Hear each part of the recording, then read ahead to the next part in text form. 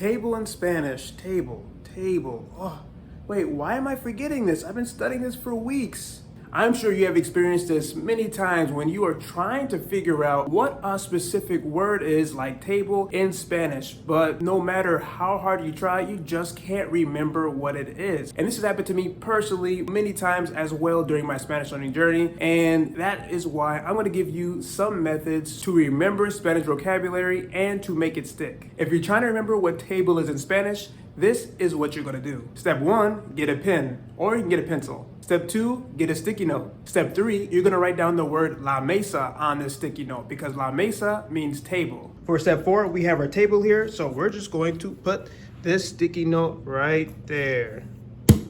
Now for step 5, you need to do this consistently. What you're going to do when you pass this table is look at that sticky note that you just put down, and you are going to just say it in your mind, la mesa, or you can also say it out loud. And the more times you repeat this day after day, you're going to realize how much easier it is to remember the word la mesa, because when you're looking at the actual object, your brain is making that connection between that word and then the table itself. And the main goal for this method is that eventually you'll get to the point where you can remember the word la mesa without even looking at the sticky note. Wait, just one more thing. ¿Qué es esto? This, mis amigos, is la planta. Technically, it's the planta artificial, the artificial plant, but we can just stick with the basics for now. You can repeat the same exact method for all the items in your home, so go ahead and have a little fun. Another way that you can remember Spanish vocabulary is by learning vocabulary in groups. Let's find out how to do this. Here I have 3 different Spanish words, and as you can see here, they're kind of similar. So this is what I call a group. So for the first Spanish word here, we have comunicar. Comunicar es un verbo. It is a verb, and it means to communicate. And here we have el comunicador, or we have la comunicadora. And that is a communicator, so a female or a male communicator.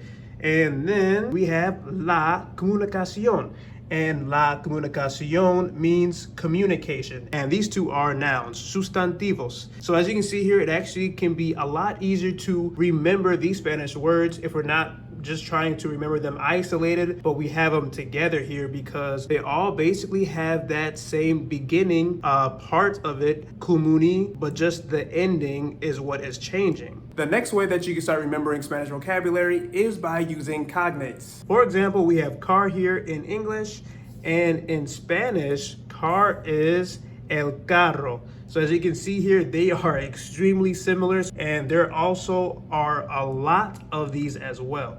Start using opposite words. Here we have the word feliz, and feliz in Spanish means happy. Now, what you want to do is figure out what is the opposite of happy. So in Espanol, in Spanish, the opposite of feliz is triste. Triste means sad in Spanish. So we have feliz, happy, and triste, sad. This may be confusing at first, and you may be thinking to yourself, how can I remember 2 completely different words? But that is the beauty in it, because there still is a connection in between these opposing words. For example, you have hot and cold, caliente and frío, left and right, izquierda y derecho, and difficult and easy, difícil y fácil. And it is as simple as that, because we're always making comparisons throughout the day. The next thing that you can do is start to think in Spanish throughout the day. So let's say that you already have your dedicated time where you study Spanish vocabulary, whether that's in the morning or in the evening time, right? What are you doing when you are not in your study sessions? You probably aren't thinking about what you just learned, right? So that's why it's a really good habit to start thinking in Spanish, so you can always be trying to recall what you just learned. So like we just talked about triste, feliz, la planta y la mesa. And just think about how much easier it will be to remember those words when you're thinking about them all day long, and not just, let's say, at 5 a.m. in the morning, and that is like your only time to dedicate the Spanish vocabulary. So it just makes it a lot easier to not have any gaps in your studies at all. So you can be taking a walk in your neighborhood, you could be be driving in your car on the way to work and just thinking about these new words that you just learned. In addition to thinking in Spanish, you should start to read out loud in Spanish as well.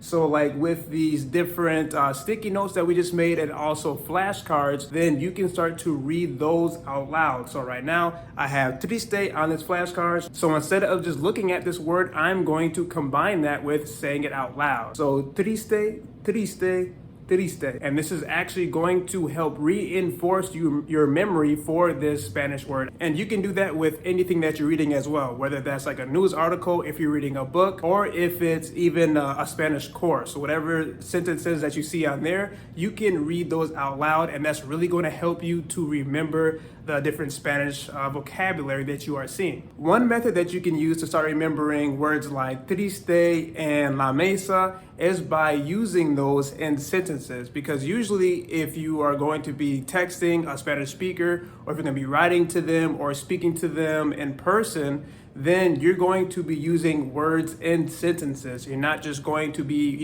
blurting out, random words, just like mesa, out of the blue. Now you don't have just an isolated word, but now you have a little bit more context, so it can actually give more meaning to that word that you're trying to remember. Use the Spanish words that you already know to learn new Spanish words. Now, how exactly do you do this? I remember when I was traveling to different Spanish-speaking countries, and I started to realize something very interesting when I was going into different grocery stores. There was words that looked very similar to ones I already knew. One example is panaderia. And una panaderia is a bakery. So this word actually has pan in it, which is bread. So for me, it was really easy to make that connection. Another one is carniceria, and una carniceria is a butcher. So that really reminds you of the word carne. Lastly, we have la zapateria, and la zapateria is a shoe store. So that sounds very much like los zapatos or el zapato. Use flashcards to start remembering Spanish vocabulary and to make it stick. This is a method that I have been using for a few years now, or I guess longer than a few years, not just for learning Spanish, but for other topics as well in school. And it's something that is very easy to do because you can do it basically wherever you are. And one big thing that I love about flashcards is repetition. So you can keep looking at the same word over and over again, but then also throughout the day. So that's really going to help you with remembering that particular word. Like the words that we were looking at earlier, that also helps because you are seeing it visually. You're not just thinking about it in your head, where it might be a little bit difficult to actually think of every single letter, but you can look at it and then you can also speak out loud as well. Just flipping this back and forth, that's all it takes. And the main goal, of course, just like with the sticky notes, is that you won't have to turn the card around to see what the actual translation is to actually remember it. So like if I look at triste,